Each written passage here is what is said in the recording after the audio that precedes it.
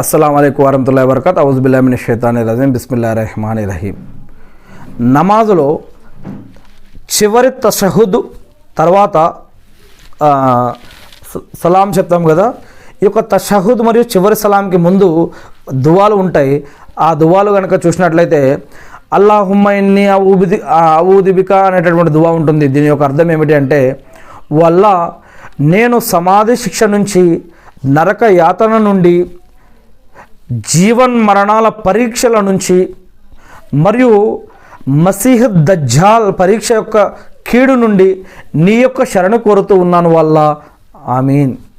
ఇక ఇంకొక దువా ఉంది, అదేమిటి అంటే అల్లాహుమ్మ ఇన్నీ అఊదిక మిన్ అనేటటువంటి ఒక దువా ఉంది.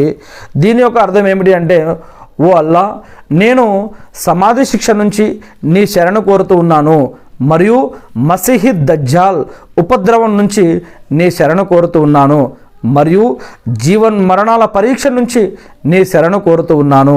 వల్ల నేను పాపాలు మరియు అప్పుల బారి నుంచి నీ శరణు కోరుతూ ఉన్నాను. అల్లాహు అక్బర్. ఎందుకంటే మసీహ్ దజ్జాల్ ఉపద్రవం అనేది ఒకటి ఉంది. మరియు ఈ యొక్క అప్పుల గురించి అల్లా తాలా ఎలా పట్టుకుంటాడో, చనిపోయిన తర్వాత కూడా ఎలా పట్టుకుంటాడో దాని గురించి కూడా మనం ఇంతకుముందే ప్రసంగంలో కూడా తెలుసుకోవడం జరిగింది. ఇక ఇంకొక దువా కూడా ఉంది, అదేమిటంటే అల్లాహుమ్మ ఇన్ని దళంతో అన్నటువంటి ఒక దువా ఉంది. దీని యొక్క అర్థం ఏంటి అంటే, ఓ అల్లా, చాలా ఎక్కువగా నా యొక్క ఆత్మకు నేనే విపరీతంగా అన్యాయం చేసుకున్నాను. నీవు తప్ప నా పాపాలను క్షమించే వారెవ్వరూ లేరు. కనుక నీ ప్రత్యేక క్షమాగుణంతో నన్ను క్షమించు మరియు నన్ను కరుణించు వల్ల ఆమీన్. ఇకపోతే ఇంకొక నిశ్చయంగా నీవు అమితంగా క్షమించేవాడవు వల్ల ఆమీన్.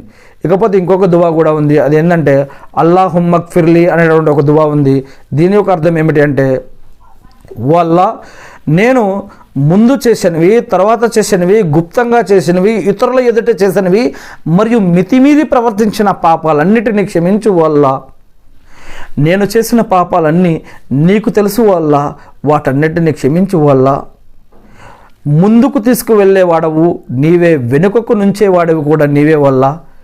నీవు తప్ప నిజమైన ఆరాధ్యుడు ఎవరూ లేరు వల్ల నన్ను క్షమించు వల్ల ఆమీన్. ఇకపోతే ఇంకొక దువా ఉంది, అదేమిటంటే మరి ఈ చివరి తషహుద్ మరియు సలాంకి మధ్యలో ఇంకొక దువా ఏమిటంటే అల్లాహుమ్మ అయిన్ని అలా అనేటువంటి ఒక దువా ఉంది. దీని యొక్క అర్థం వల్ల నిన్ను స్మరిస్తూ ఉండటానికి, నీకు కృతజ్ఞుడనై ఉండటానికి, ఉత్తమ రీతిలో నీ ఆరాధన చేయడానికి నాకు సహాయాన్ని అందించు వల్ల ఆమీన్. ఇక ఇంకొక దువా కూడా ఉంది, అంటే ఈ దువాలు చిన్న నమాజు పట్టి ఇమాము ఒకవేళ లేటుగా చేపిస్తూ ఉంటే ఎక్కువ దువాలు చదువుకోవచ్చు, ఇమాం చిన్నగా చదివిపిస్తూ ఉంటే తక్కువ దువాలు చదువుకోవచ్చు అనమాట.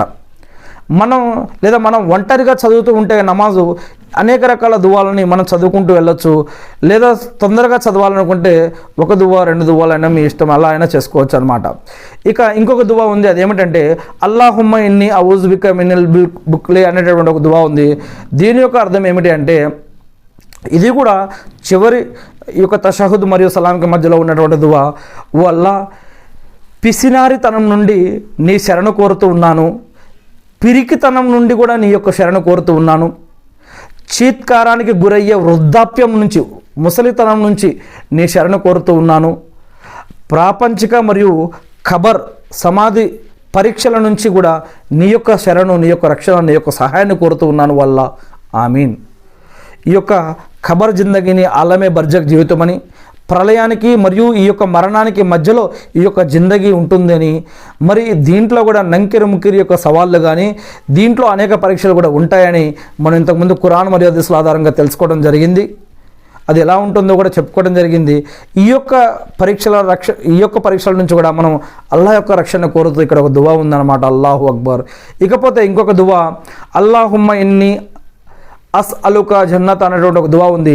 దాని యొక్క అర్థం చూసినట్లయితే, ఓ అల్లా, నిన్ను స్వర్గాన్ని అడుగుచూ ఉన్నాను మరియు నరకాగ్ని నుంచి నీ యొక్క శరణు కోరుతూ ఉన్నాను వల్ల ఆమీన్.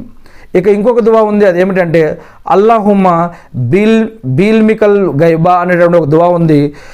అది ఏమిటి, దాని యొక్క అర్థం ఏమిటి అంటే, ఓ అల్లా, నీ అగోచర జ్ఞానం మరియు సృష్టిపై నీకు ఉన్న అధికారం ద్వారా నిన్ను వేడుకుంటూ ఉన్నాను. నేను జీవించి ఉండటం ఎప్పటికీ వరకైతే నా కొరకు మేలు అని నీవు భావిస్తావో అప్పటి వరకు నన్ను సజీవంగా ఉంచు. మరణం ఎప్పుడైతే నా కోసం మేలు అని భావిస్తావో అప్పుడు నాకు మరణాన్ని ఇవ్వు వల్ల. గోప్యంగాను రహస్యంగాను బహిరంగంగాను అన్ని వేళల్లో నీ యొక్క భీతి నాలో ఉండాలి అని నిన్ను వేడుకుంటూ ఉన్నాను వల్ల. ప్రసన్నతలోను కోపంలోను సత్యవచనమునే పలకాలి అని నిన్నే వేడుకుంటూ ఉన్నాను వల్ల. ఐశ్వర్యవంతునిగా ఉన్నప్పుడు మరియు పేదరికంలోనూ కూడా నేను మధ్యస్థంగా మెలగాలని నిన్ను వేడుకుంటూ ఉన్నాను వల్ల. ఎన్నటికీ అంతం కాని అనుగ్రహాలు నిన్ను వేడుకుంటూ ఉన్నాను వల్ల. ఎన్నటికీ అంతం కాని కంటి చలువను నిన్ను వేడుచూ ఉన్నాను వల్ల. నీ నిర్ణయాల పట్ల నేను సంతృప్తిగా ఉండాలి అని నిన్ను వేడుకుంటూ ఉన్నాను వల్ల.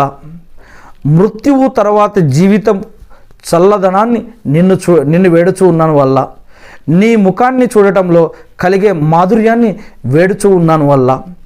ఎలాంటి కష్టము కానీ హాని కానీ లేని మరియు పెడత్రోవ పట్టించే పరీక్ష లేనటువంటి నిన్ను కలుసుకోవాలనే తపన గురించి వేడుకుంటూ ఉన్నాను వల్ల విశ్వాసము అలంకరణతో మమ్మల్ని అలంకరించు వల్ల. విశ్వాసం అనే అలంకరణతో అలంకరించు వల్ల. రుజుమార్గముపై ఉండి ఇతరులకు రుజుమార్గం వైపు మార్గదర్శకము చేయువారిగా మమ్మల్ని చెయ్యి వల్ల. ఆమీన్. ఈ యొక్క దువా చేయటం మంచిది అని ఈ దువా గురించి నసాయి మరియు అహ్మద్ హదీస్ గ్రంథాల్లో కూడా చెప్పడం జరిగింది. ఇకపోతే ఇంకా టైం ఉంది. ఈ యొక్క తషహుద్ మరియు సలాం మధ్యలో ఇంకా టైం ఉందంటే ఇంకొక దువా కూడా చెప్పడం జరిగింది. అదేమిటి అంటే అల్లాహుమ్మా ఇన్ని అస్అలుక యా అల్లాహు అనేటటువంటి ఒక దువా ఉంది. దీని యొక్క అర్థం ఏంటి అంటే, ఓ అల్లా నిన్ను వేడుచూ ఉన్నాను. ఓ అల్లా ఏలయనగా నీవు ఒకే ఒక్కడివి, నిరాపేక్షపరుడివి, ఏ అవసరం ఎక్కడా లేనివాడివి, నీకు ఏ సంతానము లేదు, నీవు ఎవరి సంతానం కూడా కాదు, నీకు సరి సమానులు కూడా ఎవరూ లేరు వల్ల.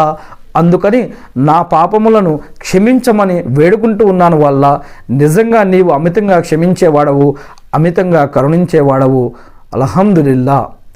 ఇక ఇంకా టైం ఉంది అనంటే ఈ యొక్క తషహుద్ మరియు సలాంల మధ్యలో ఇంకా టైం ఉంది అంటే ఇంకొక దువా కూడా చెప్పడం జరిగింది. అదేమిటి అంటే అల్లాహుమ్మా ఇన్ని అసహలోక బిని అన్నట్టు ఇంకొక దువా ఉంది. అదేమిటి అంటే, ఓ అల్లా నిన్నే వేడుచూ ఉన్నాను. ఏలయనగా సమస్త స్తోత్రములు నీకోసమే. నీవే అత్యంత ఉదారుడువు. భూమి ఆకాశాలను ఎలాంటి నమూనా లేకుండా సృష్టించినవాడా. ఓ గౌరవోన్నతుల అధిపతి, సజీవుడవు, అనంతుడు అయిన ఓ అల్లా నాకు స్వర్గాన్ని ప్రసాదించమని నిన్ను వేడుకుంటూ ఉన్నాను మరియు నరకాగ్ని నుండి నీ రక్షణ కోరుతూ ఉన్నాను వల్ల. ఆమీన్. ఇక ఇంకొక దువా కూడా ఉంది. అదేమిటి అంటే అల్లాహుమ్మా ఇన్ని అస్అలుక బి అన్ని అషహదు అన్నక అనే దువా ఉంది. దీని యొక్క అర్థం ఏమిటంటే, ఓ అల్లా నేను నిన్నే వేడుకుంటూ ఉన్నాను. నీవే అల్లావు, నీవు తప్ప నిజమైన ఆరాధ్యులు ఎవరూ లేరు అని, నీవు ఒక్కడవేనని, నిరుపేక్షపరుడు అని, నీకు సంతానము ఎవరూ లేరు అని, నీవు కూడా ఎవరికి సంతానము కావని, నీకు సరిసమానులు ఎవరూ లేరు అని నేను సాక్ష్యమిస్తూ ఉన్నాను అని దీని యొక్క అర్థం. ఇకపోతే నమాజు ముగించిన తర్వాత, నమాజు పూర్తి చేసిన తర్వాత కూడా కొన్ని దువాలు ఉన్నాయి. అవి ఏమిటో మనం తర్వాత ప్రసంగంలో చూద్దాం. అటువంటి భాగ్యాన్ని ప్రసాదించమని, మన ప్రార్థనలు కూడా స్వీకరించమని ఆ సృష్టికర్త అయిన అల్లాహ్ను ప్రార్థిస్తూ ఉన్నాను. ఆమీన్.